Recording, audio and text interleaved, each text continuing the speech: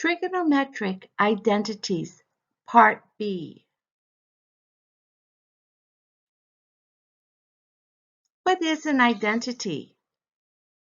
An identity is an equation that will always be true, regardless of the value that you substitute into the equation for the variable.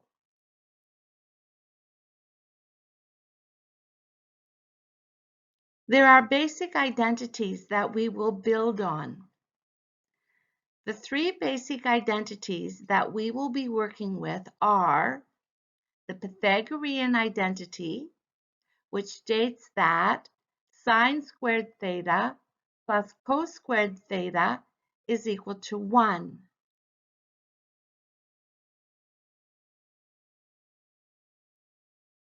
Other forms of the same Pythagorean identity can be rewritten as sine squared theta can also equal 1 minus cos squared theta, or cos squared theta could equal 1 minus sine squared theta, or tan squared theta plus 1 could equal secant squared theta,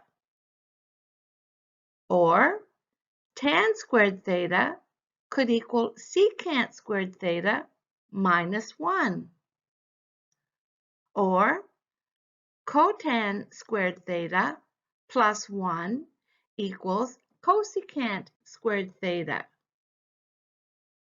or cotan squared theta is equal to cosecant squared theta minus 1.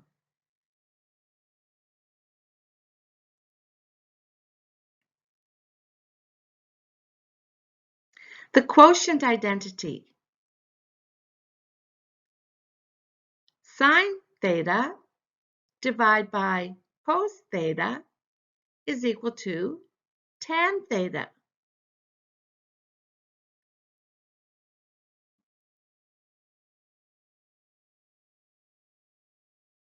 Reciprocal identities. Cosecant theta is 1 over sine theta. Secant theta is 1 over cos theta. Cotan theta is 1 over tan theta, which could also be written as cos theta divided by sine theta.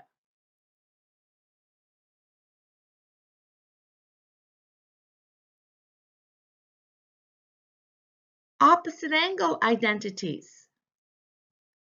Sine negative theta is equal to negative sine theta.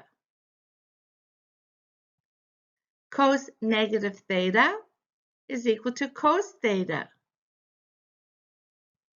Tan negative theta is equal to negative tan theta.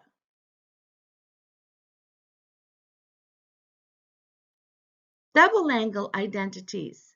Sine theta is equal to 2 sine theta cos theta, which can then be written as 2 tan theta divided by 1 plus tan squared theta.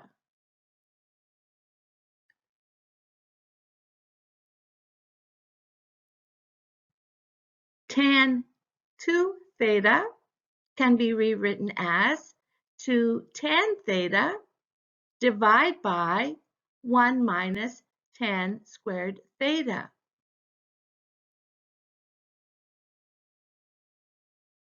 Cos 2 theta is equal to cos squared theta minus sine squared theta, which is equal to 2 cos squared theta minus 1, which is then 1 minus 2 sine squared theta, which can be rewritten as 1 minus tan squared theta divided by 1 plus tan squared theta.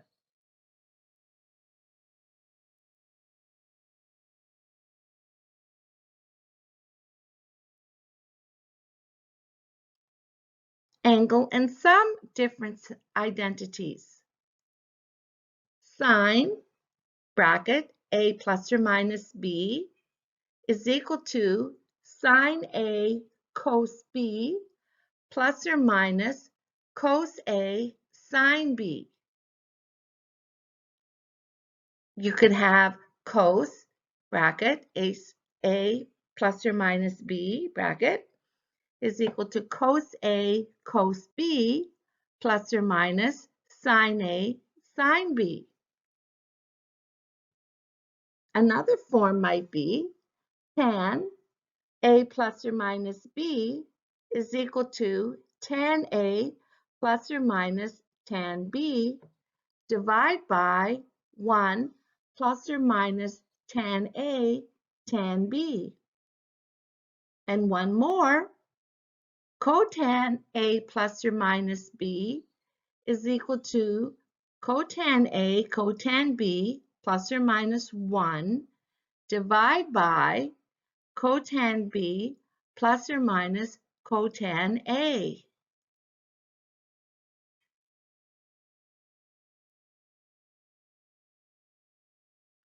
Now, let's use these to prove an identity.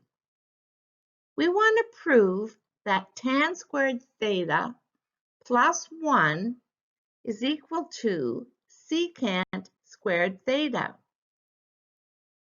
The solution. The left side is tan squared theta plus 1, and the right side is secant squared theta.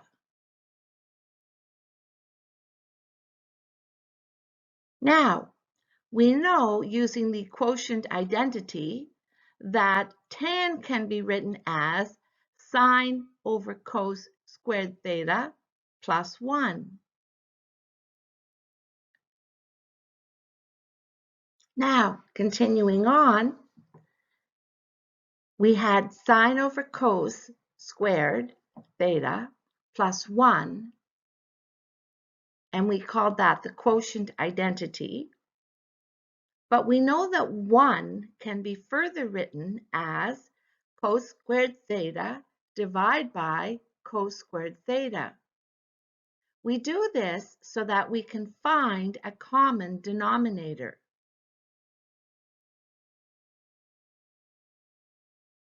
Now that we have a common denominator, we can write this as sine squared theta plus cos squared theta, all divided by cos squared theta.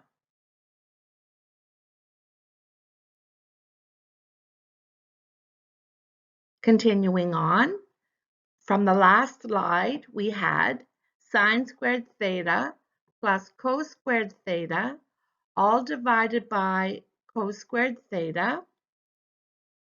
But we know that the Pythagorean identity allows us to say that sine squared theta plus cos squared theta is equal to 1. So instead of writing that, we can write 1. Now, using a reciprocal identity, we know that 1 divided by cos squared theta is equal to secant squared theta.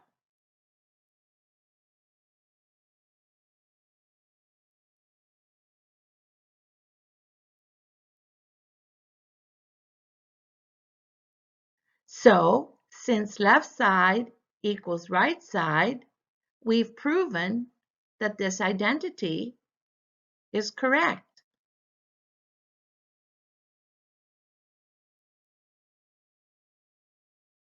Now, here is a second one. We want to prove that 1 minus cos squared theta is equal to sine squared theta, cos squared theta, tan squared theta. Where do we start? Here is your solution. We know that the left side is 1 minus cos squared theta. We know that the right side is sine theta, cos theta, and tan theta.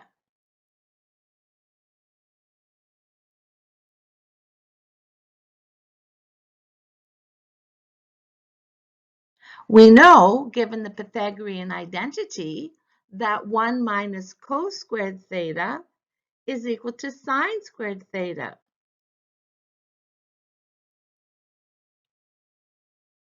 We know that sine theta, cos theta, tan theta is equal to sine theta, cos theta, and instead of tan theta, we can write sine theta, cos theta.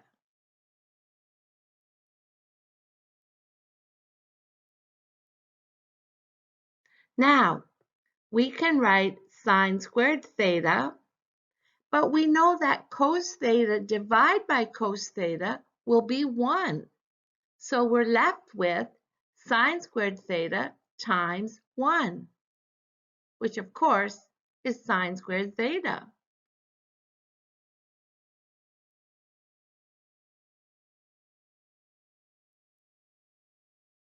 Example 3, working with rational expressions involving trigonometric ratios.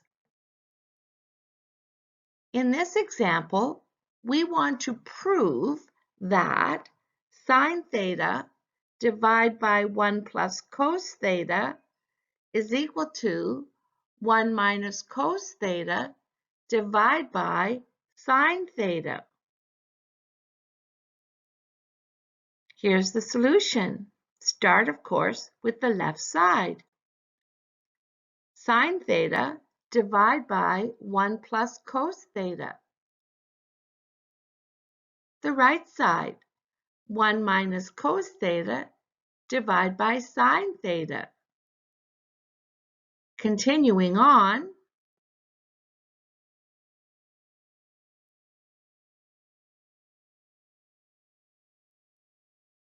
inspect both sides. That means to look at both sides to see where we should start. Now, we can use a factoring technique called the difference of squares that you learned in a previous math course to create the squared terms so we can use the Pythagorean identity. This sounds interesting, but what do we do?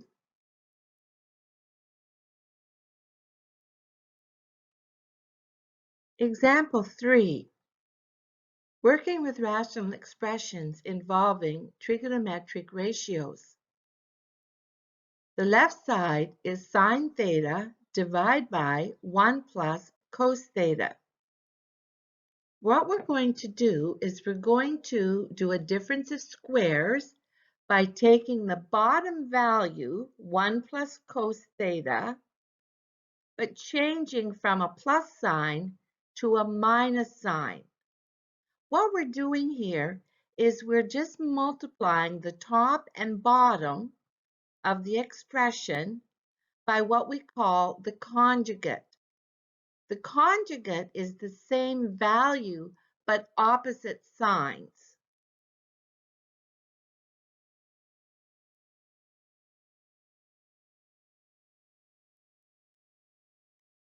Now, notice that we get the difference of squares in the denominator.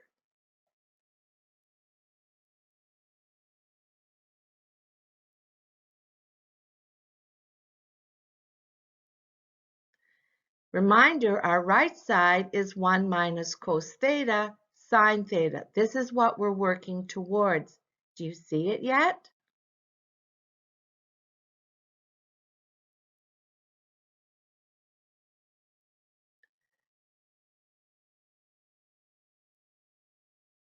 So when we multiply the denominator, difference of squares, we're going to get in our denominator 1 minus cos squared theta. And we recognize that this is part of the Pythagorean theorem, which we can state is sine squared theta. So now we have sine theta times 1 minus cos theta divided by sine squared theta.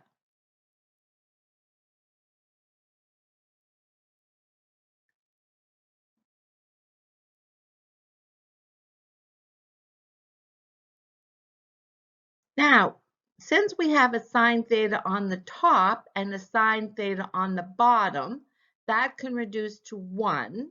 So we're left with 1 minus cos theta over sine theta. Now, since we started with sine theta over 1 plus cos theta, and we worked it through, and we then found the value 1 minus cos theta divided by sine theta, we've proven that left side is equal to right side.